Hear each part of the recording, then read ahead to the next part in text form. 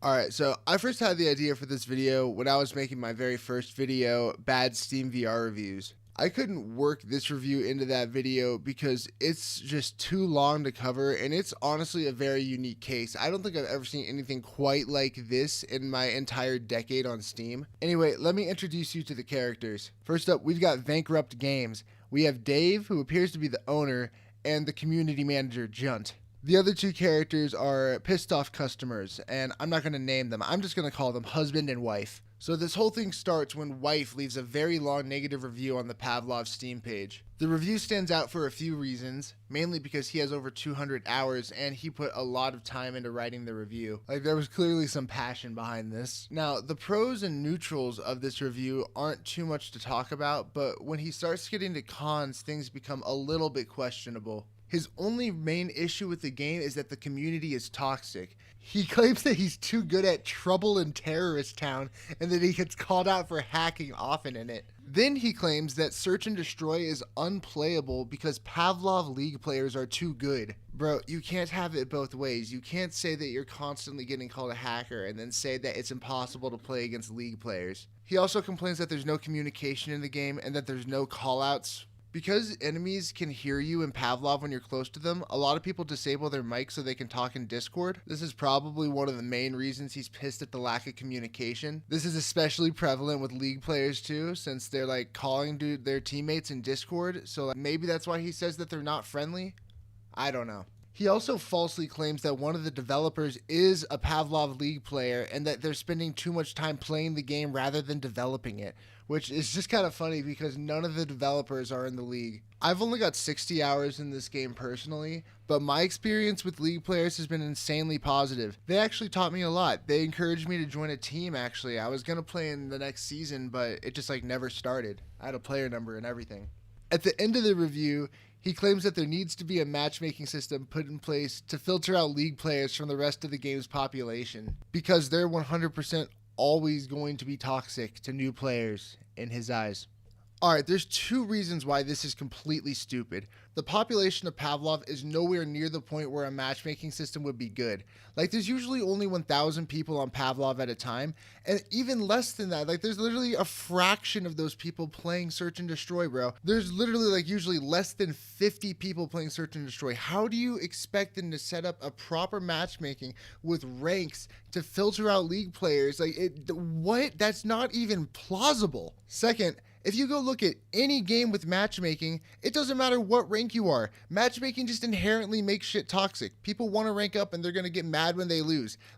Silver in CSGO, toxic. Bronze in League of Legends, toxic. Literally any game, at any rank, it's going to be toxic. So your entire idea is dog water. Honestly, I could say more about this review, but I didn't make this video just to trash this review. I wanted to show what happened afterwards. So the comments actually start out pretty tame. The first one tells wife to stop being a crybaby. Then Brainslug, who I'm not sure if he works for Bankrupt, but he's definitely important. He informs wife that there isn't a single Bankrupt employee actually playing in the Master League. It's after this initial negative reception to the review, we see husband reveal himself. Like any good couple, they've got each other's backs. He clearly didn't like that crybaby comment, and he's trying to reassure everyone that him and his wife are not being overdramatic. He also refers to this toxic dev. I think this is the dev that wife was talking about that played in Master League, which means he's not actually an official dev. I don't really know the full details of what happened here in this situation, so it really wouldn't be fair for me to say anything about it. Wife comes back and drops a few more paragraphs, basically restating what he already said and comparing his matchmaking idea to CSGO's matchmaking. Bro, this idea pisses me off. CSGO has literally millions of players. I'm gonna bring this up in a second, but I'm gonna keep going. A few days pass, and someone lets them know that the new World War II update came out. This is also where we meet community manager Junt.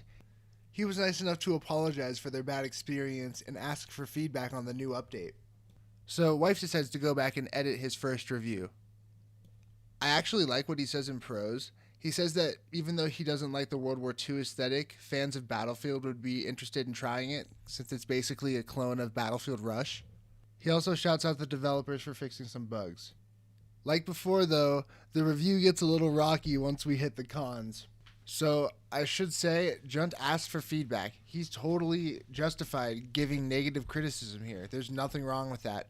it's actually helpful to the devs. But he spends literally half of this calling the devs lazy because to switch pages in map select, there's squares instead of arrows. Seriously. Bro, what the hell? Dude, some dude literally just spent his holidays pushing out content for you in this game. Calling this incredibly small detail unbelievable. Like, bro, you are just so ungrateful. I think it's also unfair that he's complaining about the Trouble in Terrorist Town maps being broken after an update. Like, yeah, it is really annoying, but I think it's just kind of inevitable with early access games updating that maps are going to be broken. I don't know the full details of why the maps broke. Maybe it was some really simple issue that I'm not aware of. I don't know. I think the rest of what he put here about the update was fair. I don't have anything else to say about it. So the same day Junt asks for feedback and this edit happens, there is a massive war in the comments. These comments are honestly not that different from the original comments, except husband starts to claim that his opinion matters more because he has more hours. They also get their first supporter. Confusingly, husband and wife also start complaining that the devs have reported their own known bugs while pushing the update. It seems like they're trying to call the devs incompetent for not fixing every known bug before an update. Clearly, these guys don't know a lot about game development, but if you did that, especially in an early access game, you would never push out any updates. So it's at this point in the video where husband actually starts to go full brain dead. So for some reason, husband starts like literally stalking through Junt's account and finds an old review where Junt reviewed Pavlov positively. He uses this to try to call Bankrupt unprofessional because they have their own employees review their games. This is absolutely brain dead for two reasons. When Junt left that review, he wasn't hired at Bankrupt yet. I'm assuming he got hired on as community manager because he was a longtime player of the game and he seemed like a good hire. Also, even if he did work at Bankrupt when he left the review, I honestly don't think it's uncommon for employees to leave positive reviews of their workplace. I think it's actually often instructed of them. Not in every workplace, but in a lot of workplaces I've been in. He also decides to criticize the developers because they pushed out a troubleshooting guide for their new file sharing system pushed in the update. I actually am like completely dumbfounded. I don't understand this logic at all. You're playing an early access game. The developers push out a new system for downloading files and a troubleshooting guide for when it goes wrong. In your mental gymnastics, you've somehow spun this as a bad thing. What happens next is absolutely fucking beautiful. The owner of Bankrupt Games, Dave, comes down from the heavens and delivers this brutal response. Not only does he point out that husband is dumb for calling the troubleshooter a bad thing, he calls husband and wife entitled brats and signs his name at the end of it.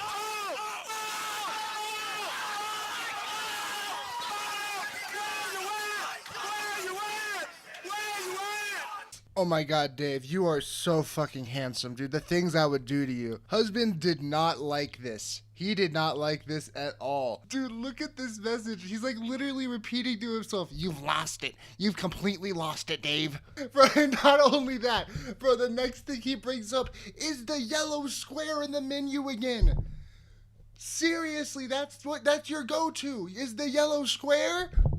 So then next, wife goes back and edits the review again. It's directly addressed to the Chad himself, Dave. Wife tells Dave that he needs to get a grip on reality while also spewing this backwards customer is always right bullshit. Bro, the only people who say that are entitled people or bosses trying to make their employees not fight back. He then starts attacking Junt over the review he put up before he was hired again. Like, this is the littlest thing. You realize that this is complete Karen behavior, right? Though this is hilarious and Dave was completely in the right telling these customers to fuck off, this is also a good lesson of the negatives that can come from doing that even when it's completely justified. Before Dave called them brats, pretty much the entire community was against these two players. They only had one supporter. But after Dave did this, there were a lot of random people who just came in and called the dev toxic without really knowing any context. And honestly, it's kind of hard to blame them for not knowing the context. This thread is messy, it's chronologically out of order.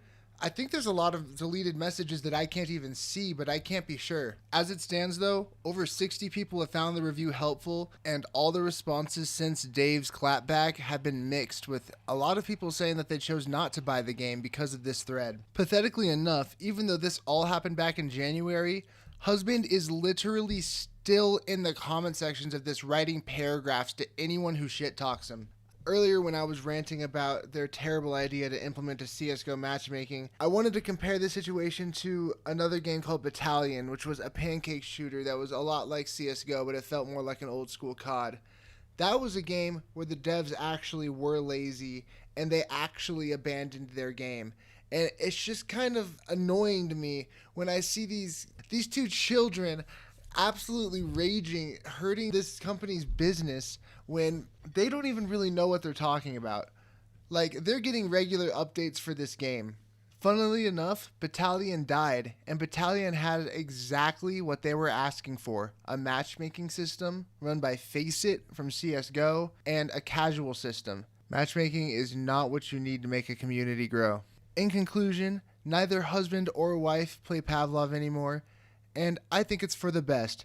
The collective consciousness of Pavlov is now a little less dumb. I guess I don't really have much left to say in this video. Dave seems like a good boss for defending his workers. Both husband and wife get the pathetic bitch boy seal of approval. Have a good night.